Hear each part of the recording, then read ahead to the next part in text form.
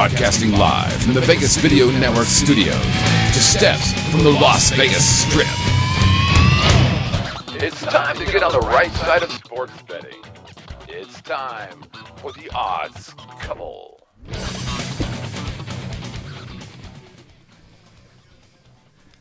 Welcome to the Odds Couple on the world-famous Vegas Video Network. My name is Scott Pritchard. Exciting news.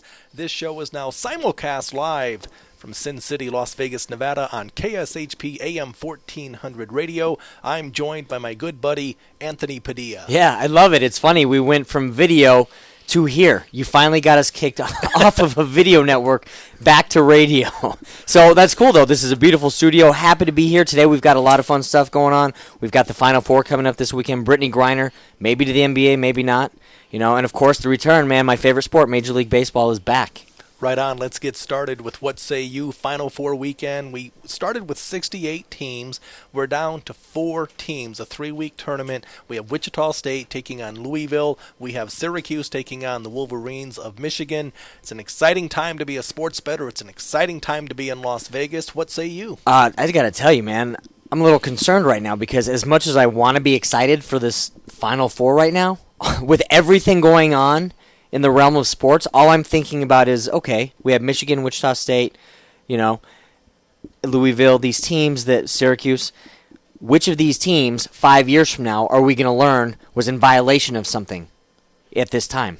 You know, like I hate that that's what sports have come to, but it's like everything now. Go to a pro, you've got Auburn in the news, you know, with not only players getting busted for or failing pot tests, but also that players were, you know, getting paid. And now you've got all these other, you've got Rutgers situation. It's horrible. Like I can't even enjoy the sports right now. Well, in Las Vegas, we're looking at these two games specifically because the point spread, 10.5. Louisville. Wow. You would think that a top-seeded team taking on a number 9 seed. We expected Louisville to be here. We did not expect Wichita State to be here. The fact that they're a 9 seed, they're getting 10.5 points. Syracuse, Michigan, you're looking at a 2.5 point spread with Michigan being favored. But see, in the Wichita State game, again, there was a few teams that this was discussed prior that they got seeds that they shouldn't have got. Wichita State's a good team, you know, and they've proven that they're a solid team. And I don't believe that they are obviously as a 9, you're not really a Cinderella team, but you're still the closest one. But I believe that they are a much better team than a number 9 seed. So I actually see this game being close. I think Wichita State has a chance to win. We're going to see what happens. I respectfully disagree. I guess the only question is how many points will Louisville win by. Now let's talk NBA basketball as far as what say you, because we're talking about some of these NBA coaches are resting their players late in the season. Do you agree, disagree? What say you? I don't know, man. It's tough because, again, rest is obviously a necessary thing. You know, when you're playing a grueling schedule like that, and you can't really compare sport to sport. I mean, if you look at football, at the end of the season, you don't really want to give your starters rest unless, you know, you're up by a lot or you're not really in it, because you want those guys fresh for the playoffs, and they're only playing week to week. But that's a different physical game, obviously, you know. But if you look at baseball, it's a 162-game season. However, these guys get breaks throughout the season. And this is where I think it's interesting going to the NBA. Because if you look at Major League Baseball, on any given day throughout the season, a team is going to be resting a star player because they're going to get the occasional day off. And they are never going to get in trouble for, you know, resting somebody, getting fined $250,000 because it's a primetime game or whatever. It's part of the deal. And I think, you know, as much as I gave Popovich a hard time at that time, you know, I think it is a good strategy throughout the season to keep your players fresh. Now, I don't know why you would see. I think I'm sorry, but I think if you sit 3 of your starters against a team like the Heat, you're doing it for more than just to give them rest. I mean, rest them against a team that's, you know. Not only did he rest them, he sent them home. Exactly. Being on the bench. Right. That is a whole different. That's a whole different kind of move right there. But as far as resting them goes, yes, I believe you want guys to have fresh legs. You know, if at this point in the season, doesn't matter if you've already clinched a playoff berth, you're happy with the seed that you've got, you know, and your win or loss isn't going to affect you. Yes, at this point of the game, it doesn't matter. It's more important to have fresh legs in the playoffs than, you know, another meaningless win. So if you're a fan, you have no problem with the Miami Heat resting key players like LeBron James, Dwayne Wade. Yeah, you know what? I think fans need to take a better perspective on is they don't play these games yes, they play these games for us, but more importantly, they're playing these games to win. We as fans need to understand the game. It's not to entertain us. This isn't a movie. They're not fixing it as they go, so the fans are happy. The fans should be happy with what the professional teams are doing. And if that involves the strategy of resting players to get ready for the playoffs, well, what's more important as a fan? Do you want to see your team win the championship or get to see LeBron James because you got tickets for the 81st game of the season that doesn't mean anything? If you're really a fan, you wouldn't be going to that game anyway. Great. Well said. I couldn't have said it better myself because I actually agree with you on this. I mean, hey, the Miami Heat, they've done what they've needed to do. They've wrapped up what I think is going to be the best record in all of basketball, so why not? Sure. Absolutely. It's again, the strategy of sports we need to take into consideration a little bit more when we watch. I think we're starting to feel too entitled to say how these things should be done on the field or on the court, This is why I don't like Twitter and all this other stuff. You don't have that separation anymore. You don't have that separation between, oh my God, that's my favorite player, and you wonder what their life is like. Well, now they have Twitter. You know what their life is like. But now you start to feel like a fan. I mean, you start to feel like a friend just because they retweeted you. Suddenly you feel like, oh, LeBron James retweeted me. Yeah, we're boys. No, you're not. He doesn't know who you are. That's how it's become, though. Let's remind our listeners what Spin to Win is all about. Oh, Spin to Win, that's right. You got me so caught up in this stuff with being a fan, I forgot what I am a fan of on this show. Folks, if you were just joining us, we have this wonderful little thing we call Spin to Win. In this segment, we've got two teams coming up this weekend. Tonight we have the Thunder taking on the Indiana Pacers. Pacers are favored by 2.5 in this game. What we do is we spin this lovely wheel.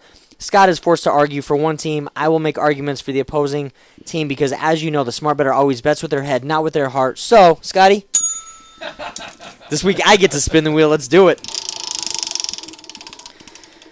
All right, Scott, you have the Thunder.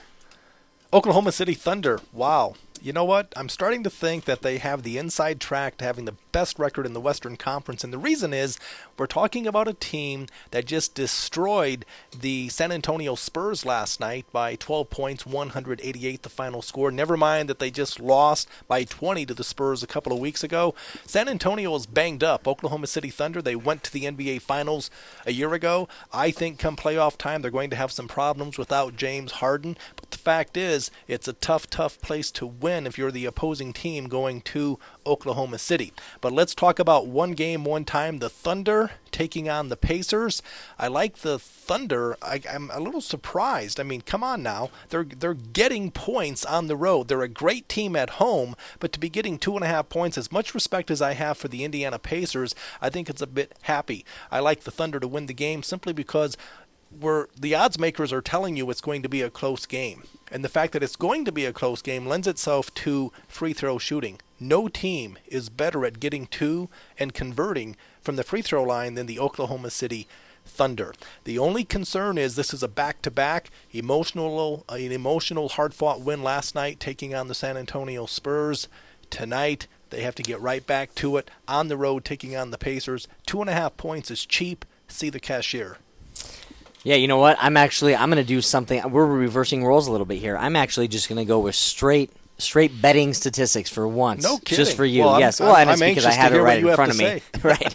Well, listen to this. And these numbers are kind of, I mean, if you don't know which way to go, you always say that you've got to go with the numbers, the statistical numbers against the spread, right? Well, the Pacers have actually won 5 in a row, including their 109-106 victory over the Clippers as 5-point road underdogs on Monday, which obviously is a big deal. Over the last 2+ seasons, the Pacers are 3-12 against the spread as home favorites of 3 points or less. So right there, kind of would lead you to believe, you might want to take the Thunder. Again, we're sitting at 2.5. Now, the Pacers are also 2-6 against the spread in their last 8 games versus teams with a winning record. So, even though in this argument I am forced to take the Pacers, and I understand that's why we do this, I never really take your side when it comes to this because I'm always the one that goes with the intangibles.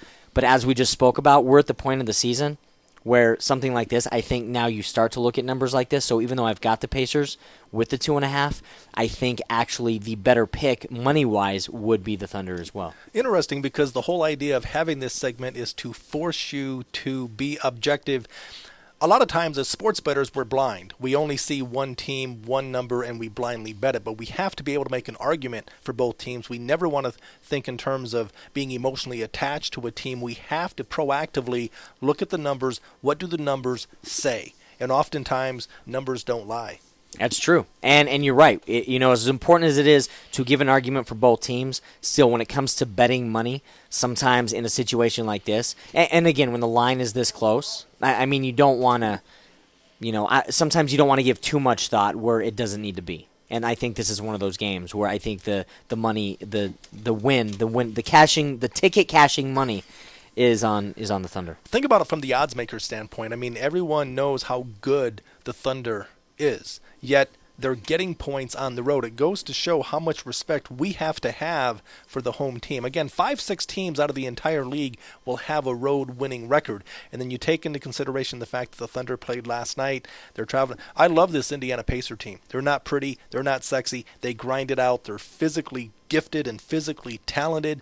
They hammer the paint, and they do have a distinct home court advantage. It'll be interesting to see how this game plays out. It will. It'll be a fun game. And this is fun. I'm loving it here, man, here at KSHP. Beautiful studio, having a great time with you and then you guys that are joining us. This is very cool, as well as simulcast on the Vegas Video Network. So, folks, we're going to take a quick break. You're watching on Vegas Video Network. You're listening on KSHP 1400 AM.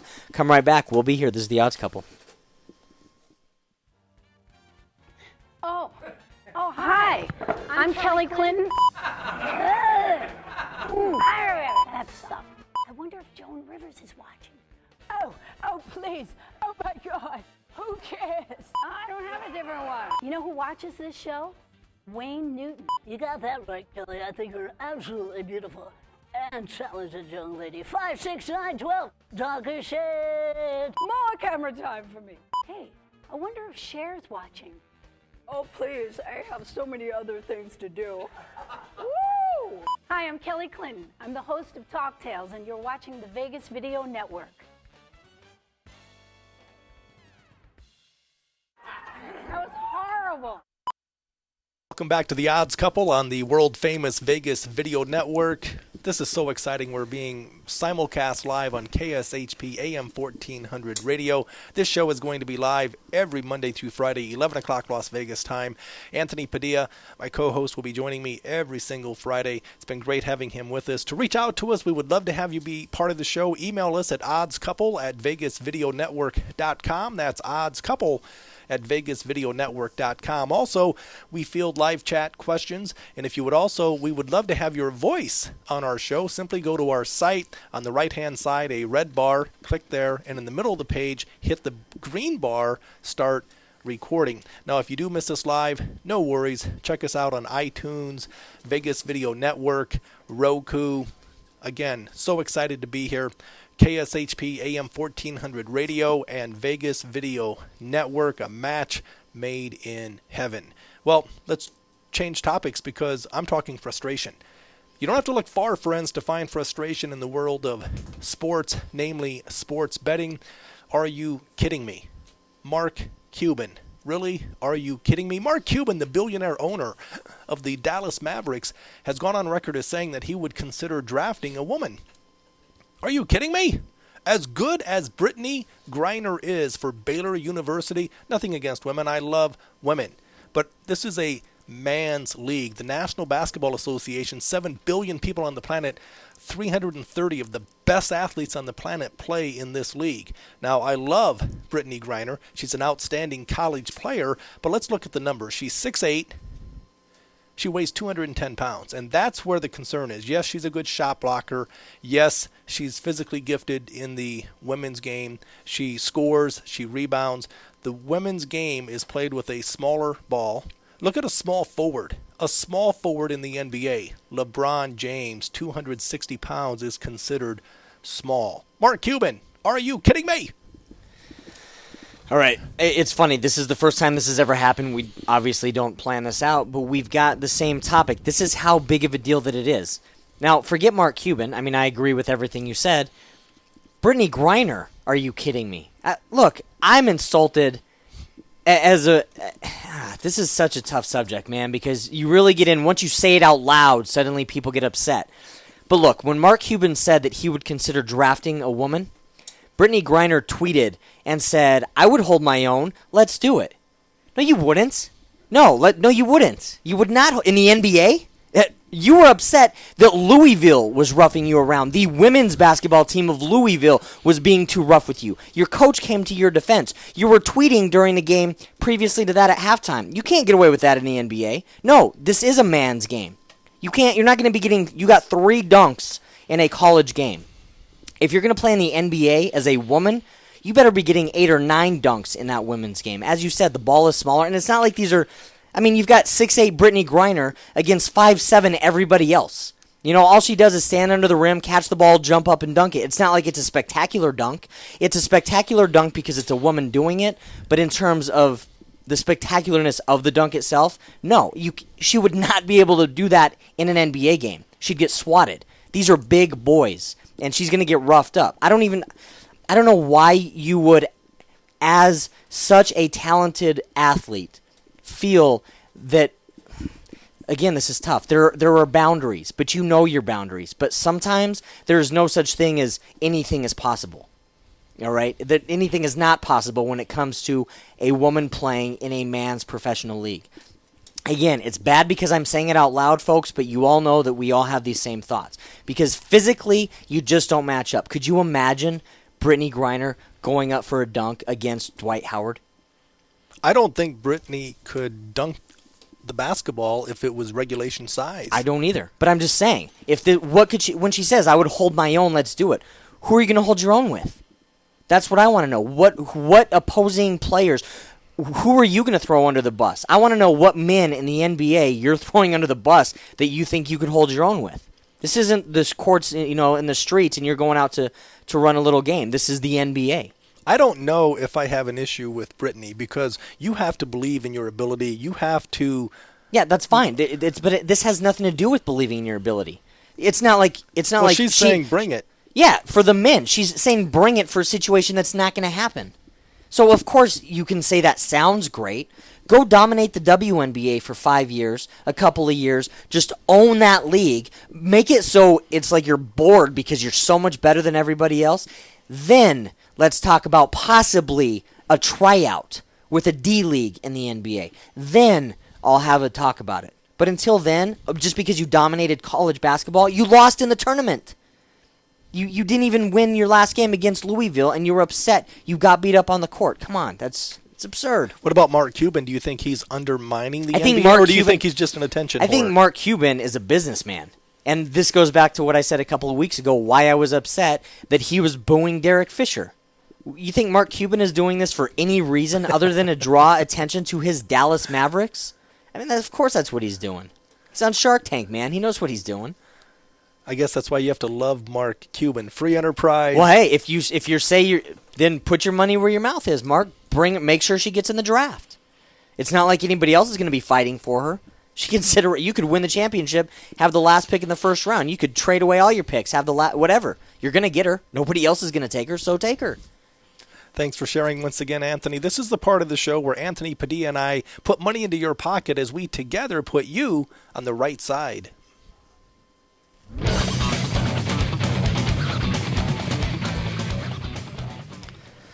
Here we go, right side once again. We always like to talk about our previous week's games, and last week, winner. Winner, That's how winner, we do it, man. That's what we do. You refuse to lose. That's it. I do not. I don't know how. I am the Brittany Griner of sports picks. I mean, but again, you put me in the betting world, that would be horrible. But I don't lose with us, man, and neither do you. I think. Oh, you lost last week, didn't you? Did you? Thanks for the reminder. Right, but you were close. But I won again, and I understand you got to be careful with the streak, man. You always respect a streak, and I'm glad that this has been working out. But it's getting tougher again, and especially with NBA games, And I don't know if Brittany Griner was in the mix. I don't know which way I would go. I don't know how I would pick those games, but she's not. And this week I'm going with the Grizzlies taking on the Lakers, and this is interesting because you have a Memphis Grizzlies team with a much better record than the Lakers looking up still, trying to find a place in the playoffs just to be happy with, maybe 8th and maybe bounced altogether. You've got a game where Steve Nash has been hurt. He might be returning from a hamstring issue. Kobe Bryant is sore, and he's admittedly hurt. And yet you've got a Lakers team at home who's favored by 2.5 against the Grizzlies. Now, I mean, just looking at the season, again, the Grizzlies have, I don't know if they've been under the radar. We've actually talked about them quite a bit. Very solid team, solid playoff team. I think they're going to do pretty well. The Lakers, I can't wait till the season is over.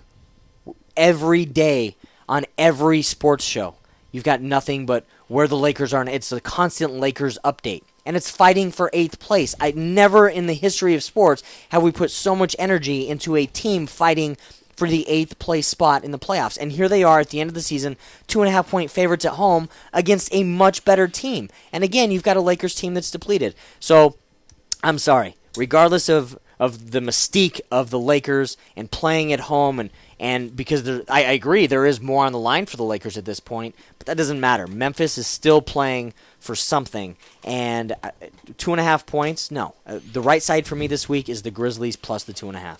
I want to talk about this Memphis Grizzlies team before we get to my right side. It's amazing to me they have a very good record in spite of the fact that they traded away their best player in Rudy Gay. They have a very good coach in Lionel Hollins. I was a big Portland Trailblazer fan back in '77 when they won the NBA title with Bill Walton and Maurice Lucas and company. But the fact is, they have no bench. It's amazing to me what they've been able to do. I really feel the Memphis Grizzlies have overachieved at this point in the season. Now, they're a different team on the road, and Anthony, they're on the road for this contest, and maybe that's why they're a dog. Yeah, I can see that, and those are some good points. And the overachieving sometimes will kind of show its wear at some point in the season or the playoffs. And sometimes then you go, well, yeah, we got bounced in the first round, but we did well with what we had, and that was a respectable season. And maybe this is that point that we find out what they really are made of. But again, it's 2.5 points, and I think it's only because it's the Lakers that it's this, that they've got the points in this game. But I still think the Memphis Grizzlies are gonna come out on top. Well, you mentioned that the Lakers really need this game to try to get into the playoffs, but the Memphis Grizzlies need it as well simply because there's such a cluster, 3, 4, 5 seeds in the Western Conference with the Clippers, the Nuggets, and the Memphis Grizzlies. Well, look, there's a huge difference between being seeded 5th and being seeded 3rd or 4th. Absolutely, but look at the Lakers. You've got a Lakers team that every time they need a win, which has been every game this season, but every time they need a win, they either win or they somehow choke it off, So I think this is going to be one of those, like the other night against Dallas. They needed that game, and it was a true testament to what this team had going forward, and they won. And I think tonight's going to be just the opposite, because every time people start to jump on the Lakers, they find a way to blow it and show us who they really are. I want to take a minute now and get to my right side as far as the Phoenix Suns are hosting the Golden State Warriors. Before I get to that, I do want to recap my play last week. ATS against the spread fell out, unlike my good buddy Anthony, who has been on a tear with a capital T. Winner, winner, chicken dinner. Right. I got the memo on the chicken dinner, just not the winner memo. But this week tonight I'm looking at the Phoenix Suns at home against the Golden State Warriors, and the total for this game is 203. So many games in the NBA fall under 100 points, fall under 90 points per team, yet these two teams do not pretend. No one has ever accused the Golden State Warriors or the Phoenix Suns of playing defense. What I look for when betting totals, I look for free throw percentages, I look for free throw attempts, and I look for field goal attempts more than I look for field goal percentages. And when these two teams match up, I really see value in the total. It's set at 203. My right side, Red Rover, I love the over. See the cashier. That's it. Wish you'd come up with the song for the under. We should, but alliteration, nothing. I don't know that you've ever not taken the over. I think there was 1 week. Actually, I'm a big under I know you player. are. Yeah, well, I've often said with sides, underdogs are undervalued. You do. But all you've been lately, meaning the past few months, is this conversation. How you like to say that you like the under, but you always go with the over, Mark Cuban. You say you would maybe draft from a a PR woman standpoint. until it comes time, and then you go with the over. So I would like you to come up with a song for the under and force yourself to go back to your roots. I just might do that. How cool is this, Anthony Padilla? I love it, man. Being simulcast on KSHP AM 1400 radio in Las Vegas, in addition to Vegas Video Network, world famous. I mean, this is really cool. Monday through Friday is when the show takes place, 11 o'clock to 12 noon Las Vegas time. Again, KSHP AM 1400 radio with Vegas Video Network. I'm excited as we get set now for the second half hour of this show, and we can welcome in the general manager, Brett Grant. Great to have you with us. Guys, great to be here. Yeah, it's nice. If we're going to talk sports for this long, we might as well add somebody to the mix that knows what they're talking about at some point. Careful here. Careful. Some of the things we'll be talking about here have to do with expanding on the Rutgers debacle, talking Major League Baseball, NBA basketball. Now, Brett, I understand, like myself, you're a big baseball guy. Love the game. Grew up in St. Louis, where you're weaned on Cardinal baseball, and you fall in love with the game. So opening day is a national holiday where I grew up. Yeah, in St. Louis, baseball Cardinals, that's a religion back there. Pretty much, yes. Now, I came here from Chicago, came here from Iowa as well in 1993, and I've joked with Anthony Padilla in the past. In Chicago, there was a standing joke that I heard on the radio one day that the lady who left her 13 kids at Wrigley Field, will you please pick them up? They're beating the Cubs 6-4 in the 8th inning. Exactly.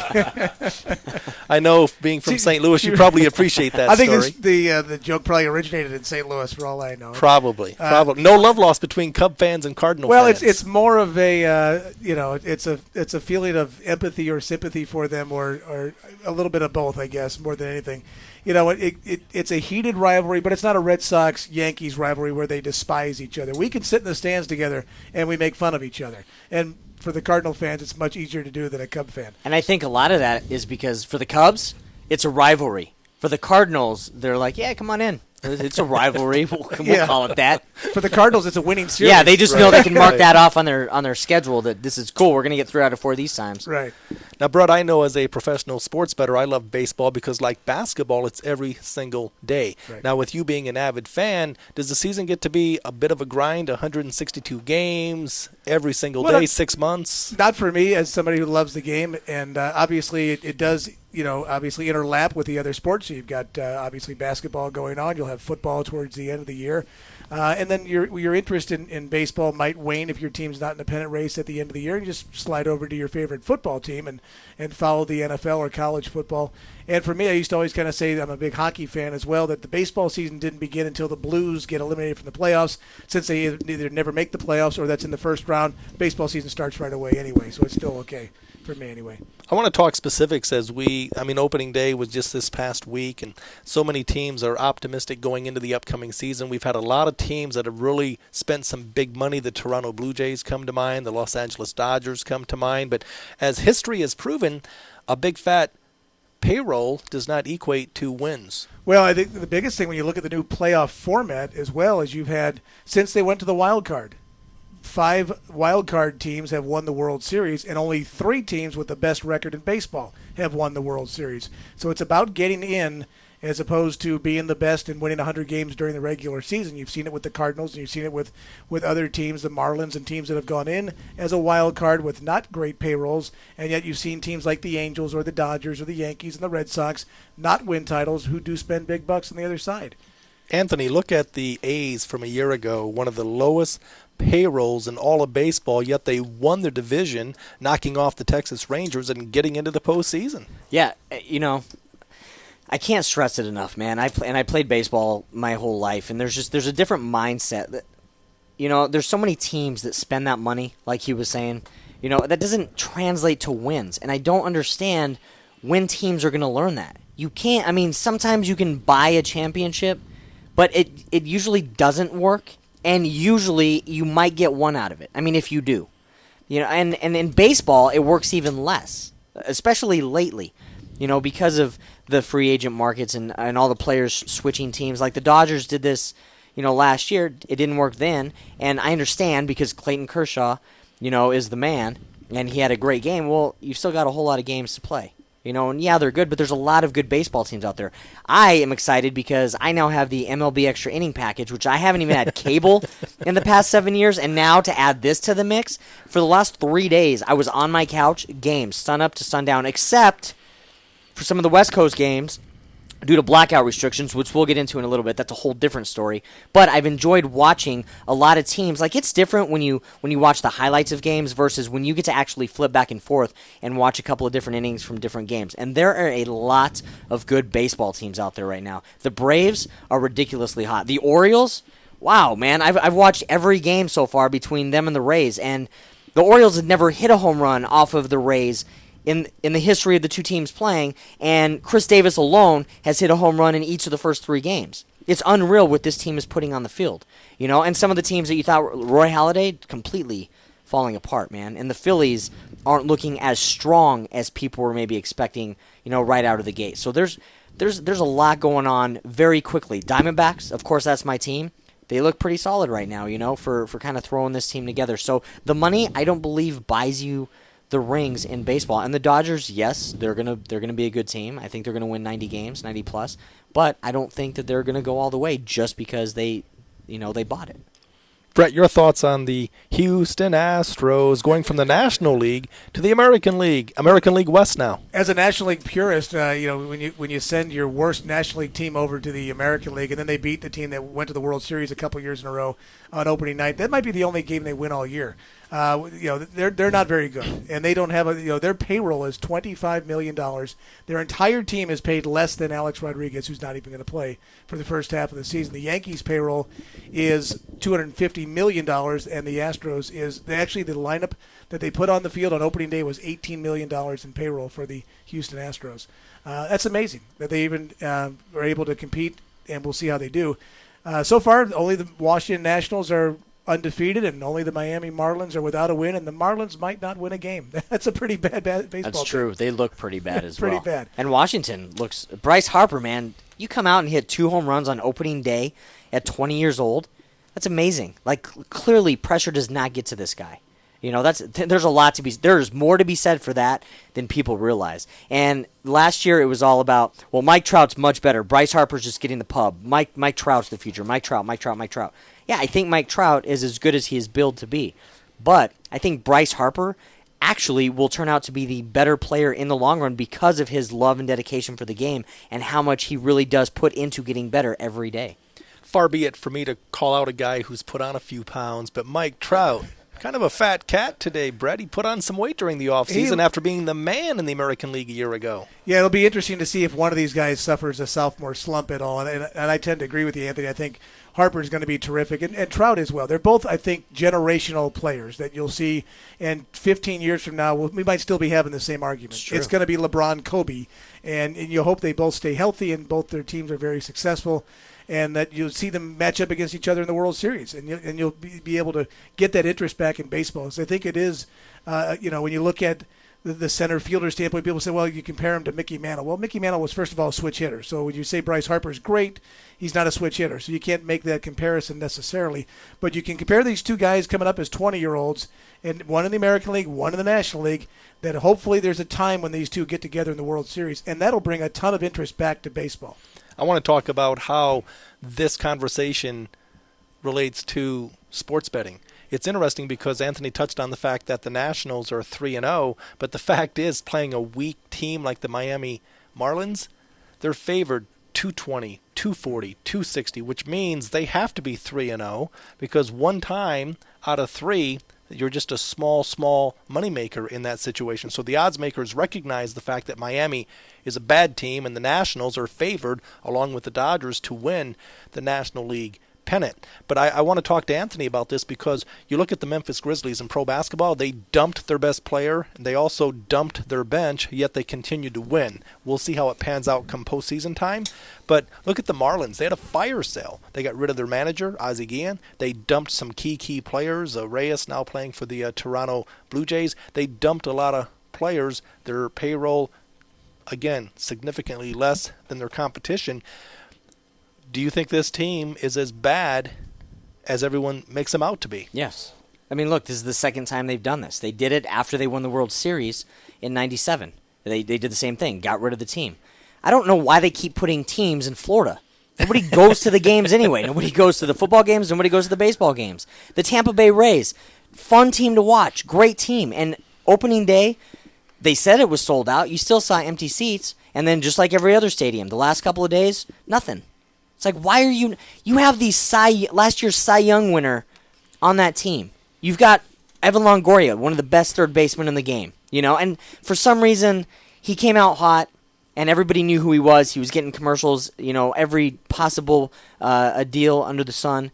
And then all of a sudden he just kind of fell under the radar somehow. But he's still a high-quality player, and he's fun to watch. That's a young team. They're putting a good product on the field. Tampa, why are you not going out and supporting this team? That's what I don't understand. And that's why when you've got teams like the Yankees who go out and spend the money, it's kind of hard to hate on them because they also fill the stadium, and they sell the tickets. And they're a draw. The Yankees on the road draw bigger crowds than those home teams do all season. And there's something to be said for that. So just like life, baseball is much like life. I feel you've got people with money, and you've got people who don't, and you've got people who are willing to do a couple extra things, and that's just kind of how it works. There's always a great equalizer in baseball. Thank you for sharing, Confucius. Hey, that's why I'm here. Baseball is life. Brett, in the American League, any teams stand out as far as who you like? Well, there's a couple of teams that I think are under the radar that could be surprising. I really like what the Cleveland Indians have done with their preseason acquisitions of getting Nick Swisher, and I think that Masterson's a very good pitcher, and you saw them on opening day go into Toronto and win as a very big underdog and win in Toronto against R.A. Dickey.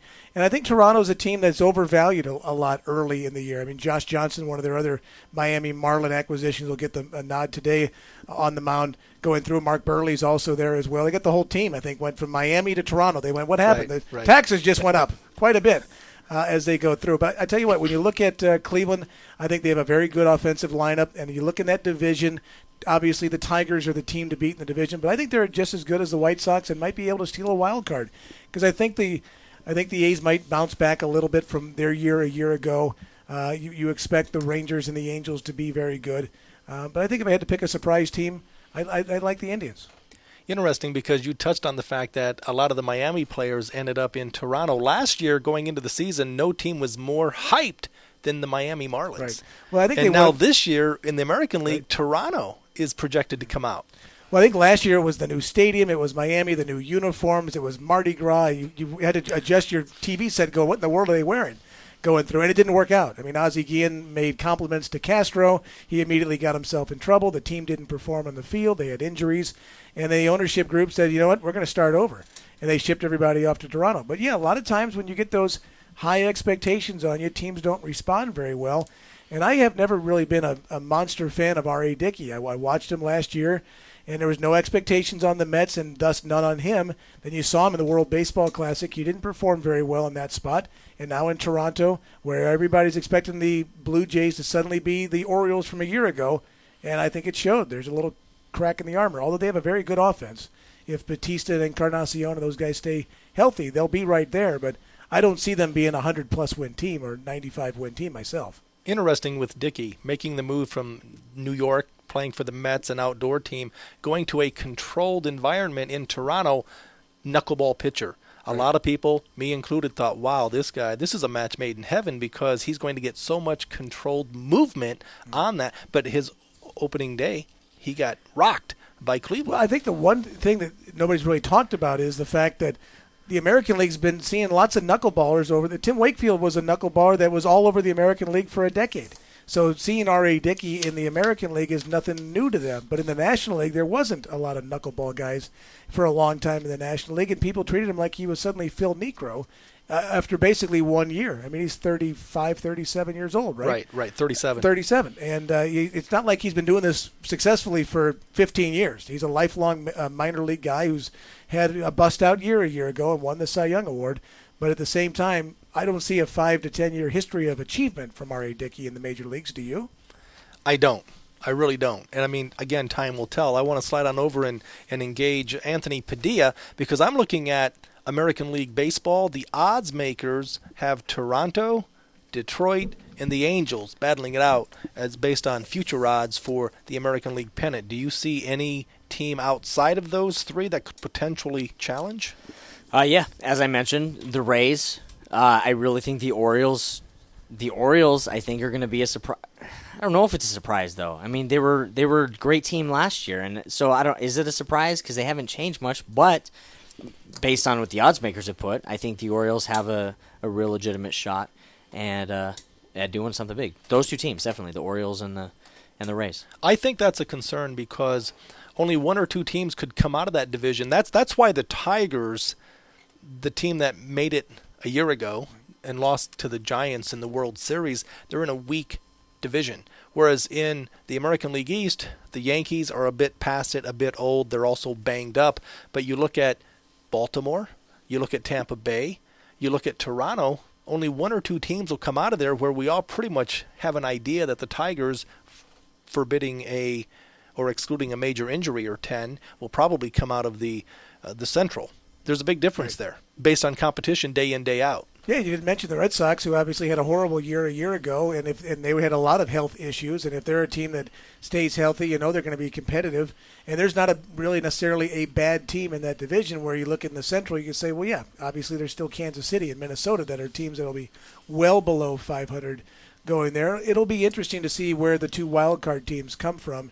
If it'll be, either the Angels or the Tigers or the A's, or will a team like Cleveland or Baltimore or Toronto or Tampa be able to, that's the one nice thing that I think under the Bud Selig era of the wild card is it does create a lot more interest late in the year of these teams that are still involved in the pennant race or involved in getting in. And you've seen the magical year of 2011 on that last day of the season where the Red Sox blew the lead, the Phillies blew a lead, the Cardinals beat the Astros, the Cardinals made it in, the Rays made it in, the Red Sox didn't get in, and the Cardinals went on to win the World Series, and they weren't going to be in the playoffs unless the Atlanta Braves lost to the Phillies in that final game, and then, of course, they matched up with the Phillies and then thanked the Phillies by beating them in the opening round of the playoffs.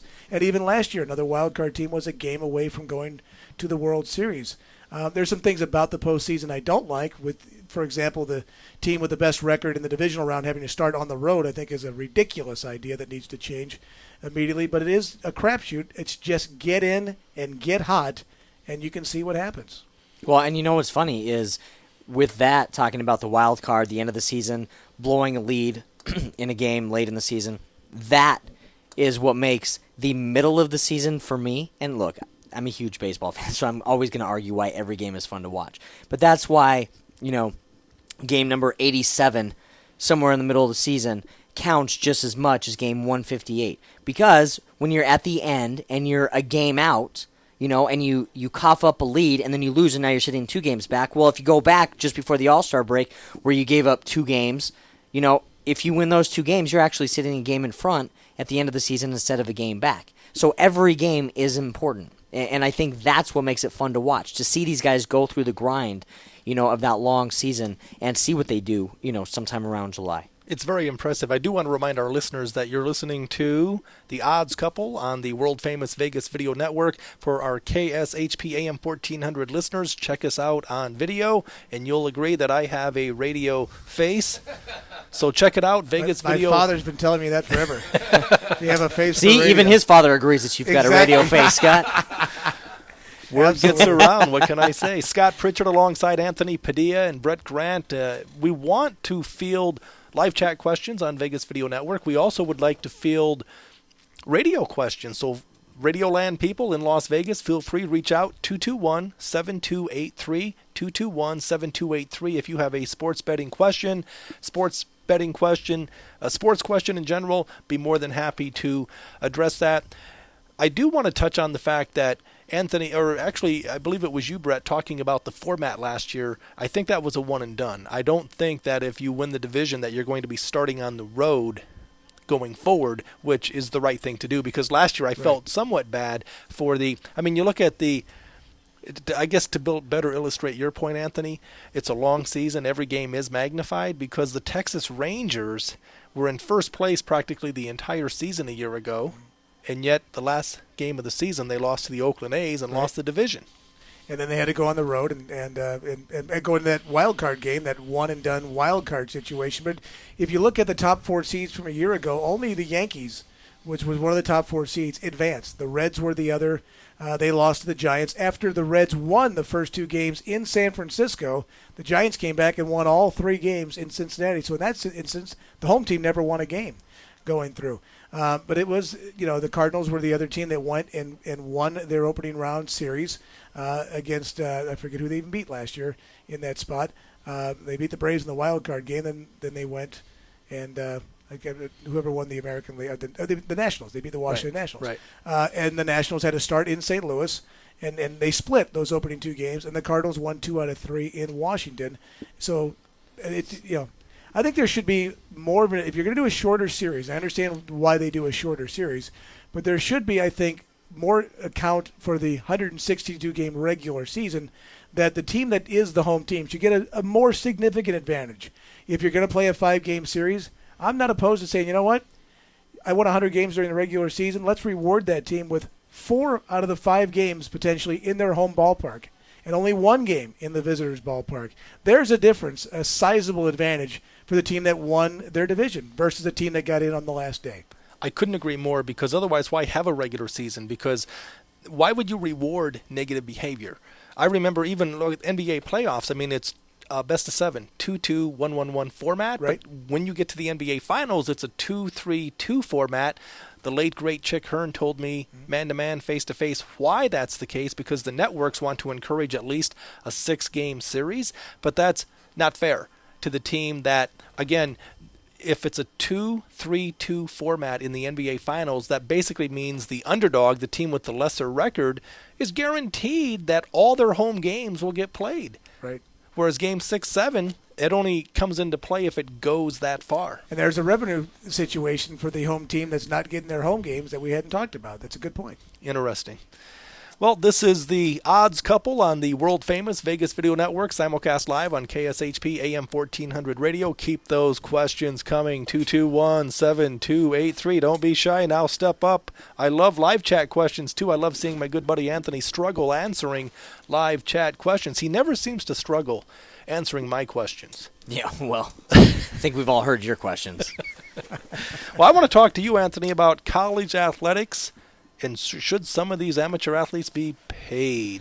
This topic always comes up at this time of year. You've got the tournament going on. It comes up around bowl season as well.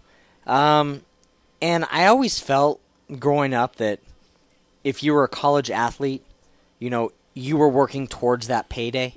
It's a lot like working somewhere, but you really can't compare it to anything in the job world, because if you're working in a company, working your way up, the only thing you could compare it to is an internship, because you're not getting paid and you're just hoping to land a spot with that company. But there's a big difference, because when you're an intern, there's probably not a shot of you blowing out your knee or getting hurt and going further and pursuing that. There's a lot of people who play college athletics at the highest level very successfully and then don't go on to become pro athletes for whatever reason. Now, if you choose not to do that, so be it. But a lot of guys and girls, they do get hurt, and they're not able to go on. Yes, I think there should be compensation because of the fact. All right, and let's get this out of the way. I don't care about all the arguments from, bands and cheerleading. And look, college athletics sell tickets. They bring revenue to the university. That's what it's all about. Universities are a business. If it weren't a business, you'd be going to school for free. If they really cared about education, it'd be free education. You wouldn't be paying $40,000 a year for that education they care so much about. So athletes are bringing money into that institution. Hey, once the chess team starts bringing revenue in, great, start paying them too. But until that happens, it's just chess. All right? Kevin Ware. This is how big of an impact this has. Kevin Ware of Louisville went down with one of the most gruesome injuries in sports I've ever seen. It's absurd. If you haven't seen the video, don't watch it, because it's horrific to watch. But already going into this Final Four game, Adidas has come out with a T-shirt that says, you know what? I'm going to have to look this up. I don't remember. Rise to the occasion. Rise to the occasion. Thank you. And which they is what Louisville's slogan has been all year. Yes. Has been rise to the occasion. Yeah, and then of course that works out, right? And then they replace the S with a 5, and they put a 5 on the back. Okay, so now you're going to make shirts to bring Adidas revenue off of this kid's injury. Now, his medical bills are being taken care of by the university probably and whatnot anyway, but that's not the point. That's a lot of money for these shirts that are going to, Adidas is going to be making. Adidas put out these new uniforms, which are ugly. I don't like them. The ones that are like the throwback, the Zubas. And they put them on 5 different teams, and Louisville's still in, and they've got them. And who's reaping those benefits? The university and Adidas, but not the people who are actually doing the work. And for the college athlete that goes on to play 20 years in the NBA, whatever, great. But what about the guys on that same championship team who did just as much, and then they go on and then they have to struggle their first 5 years out of college, trying to land a regular job? Unfortunately, this is what college athletics have become. It is a business. It's a multi-million-dollar business, and they deserve absolutely a piece of the pie. Now, you don't necessarily – there's creative ways to do it. These guys don't have time to get a job, so you don't necessarily have to hand them a paycheck. But because they don't have time to work, there's other ways of doing it. Maybe there's an account you could put money into. There's ways to be creative about paying these athletes. You're an 18-year-old kid, Anthony Padilla. You're an athlete. College sports, amateurs, all right? You're getting a scholarship, $40,000 to $60,000 a year. There's your $160,000 to $200,000 payday. How about a free education? Does that not merit? No, because let's be honest. I am not one that believes in the value of education just for the degree. I mean, come on, let's look at these guys. How many of them use their degree later in life? So that free education, where is it being used? They go into broadcasting, they go into sports, they never go into whatever it was that they got their degree in. So it doesn't matter. And that's great. $40,000 a year, that's what, okay. So if their education roughly costs $300,000 over 4 years, that team might be bringing in millions over that 4 years. So no, that does not equate. Brett, your thoughts? Well, it is a double-edged sword. And the other issue is you have very rich athletic programs versus not very rich athletic programs. Take a university like Ohio State, and you compare them to a university like Villanova. And you're saying, okay, how much money can I pay at Ohio State versus what I could pay at Villanova? Even though both have very good basketball programs. Is it the same for every athlete across? And then what about the diving team and the golf team? And is it every athlete or just football and basketball? Because those are the 2 sports that bring in the money. They're the only 2 sports that bring in the money for the vast majority of the schools, but they're not the vast majority of the athletes on the campus necessarily. There's for every 100 football players, there's 100 female athletes on the other side of it. And then, so what do you do with them? Look, I don't wonder why do we keep trying to make life fair for everybody until they become adults? Everything has to be fair, level playing field. Oh, we don't want our little kids to win and lose because we don't want them to get hurt feelings. Then they get older. Well, we don't want everybody to get paid because, we can't pay everybody the same. Well, now you're an adult. The day you graduate, the day you're done with school, boom, done. Now you go into the world of life isn't fair, and some people get paid more and some people get paid less. Scott, I make a lot more money doing this show than you do, and you didn't even realize that. You're Obviously, right. that's not just true. Aren't fair. Free is free. But look, life isn't fair. So yeah, absolutely. If the college football team is bringing, we just talked about it. The A's don't have the same revenue as the Yankees. There's players on the A's that are making far less money, and that's just how life works. Well, I think there's one other thing that the professional leagues are actually a symptom of this as well, because of the fact in college football or high school football, you're not allowed to go into the NFL until you're 3 years removed from your high school. In the NBA, you have to go to college for a year. If you happen to be a great baseball player, you can be drafted out of high school, but if you choose to go to college, you're not allowed to go into the major league entry draft again for 3 more years. There either has to be, you can go right into the pros and forget about this stuff, hang out in college for a year like Kentucky basketball players do, and they're gone. And I don't begrudge them for making the money, because obviously if I invent something and I'm 18 years old, I can go and make $1 gazillion in 2 seconds. Or you say, you know what, if you come to college, you're here for college, and you're not going to be eligible in the draft at all until you finish your 3rd year at the colleges. Because if you compare college basketball today to college basketball in 1982 or 1983, when you had Michael Jordan, James Worthy, Ralph Sampson, and those guys all there for 4 years, and if you watch the Jimmy Valvano special on 30 for 30, there was a great line by Roy Williams. If you didn't like that guy as a freshman, he was still there as a sophomore. He was still there as a junior. He was still there as a senior. And you created these great rivalries where now it is a revolving door. Either they're all in or they're all out. One or the other, to me. I think it'd be better for college sports. You'd have kids in college that want to be in college versus kids who want to go into and play in the NBA. And let them go. I mean, look at Right. football. I hate the argument of, well, if you got a guy that gets hurt in college, you're also taking that same risk. What if he goes to the NFL and gets hurt his first year and doesn't have an education? Look, when I was in college, when I was in junior college, there were 70-year-old women taking classes. All right, so you can always go back to school, but you don't always have the opportunity to play at the highest level.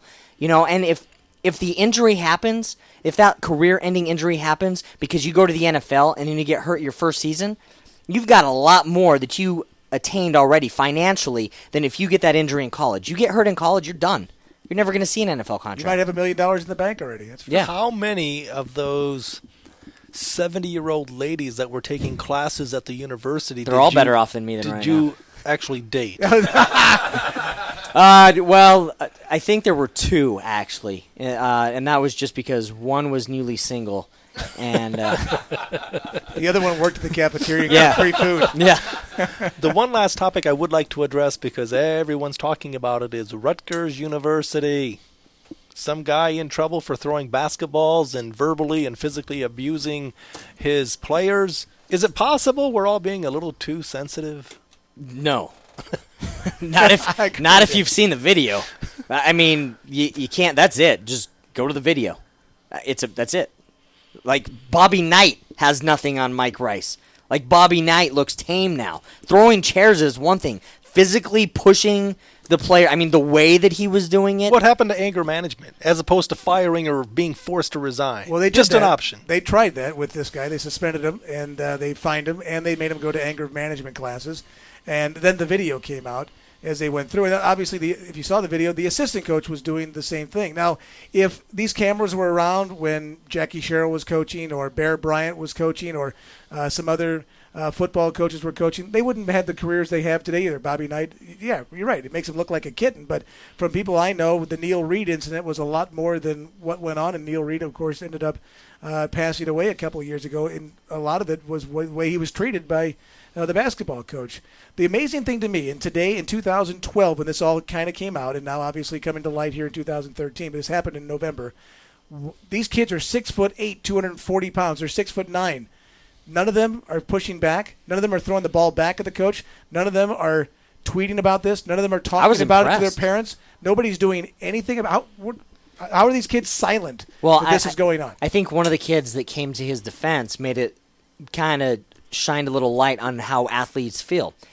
They're scared for their college life in terms of they don't want to get kicked off the team. They don't feel probably that they have a voice to say, hey, we're going to take a stand and we're going to do something, because they don't know that anybody's got their back. But as far as anger management, Scott, you don't know. I mean, the things that he was saying, if you don't know that those things are wrong, then, I mean, you don't belong. Nothing's going to help you. You don't belong there. You yell at me all the time. It's not helping you. How's your self-esteem? You see, I'm wearing a Pete shirt. How good can it be? This has been a super exciting show. Scott Pritchard alongside Brett Grant and Anthony Padilla. We're going live Monday through Friday from 11 o'clock Las Vegas time till 12 noon. This was the first episode. My good buddy, co-host Anthony Padilla, will be joining us each and every Friday. And this show is broadcast on KSHP AM 1400. It's also simulcast on the Vegas Video Network, which is world famous. So listeners to KSHP AM 1400, check out the video. The shows are archived on pritchardspicks.com. Anthony Padilla is performing tonight in Prim. Tomorrow night, I'm performing in Las Vegas on the Strip, Bally's LA Comedy Club. For Anthony Padilla, Scott, real quick, and Brett Grant. Scott, I would like to invite everybody out there, if they are listening, because it is today, come out to the Tony Sacca Variety Show at the LVH in the same room that I perform my show. 4 to 5 we'll be taping. Good luck. I'll be Thank there. you.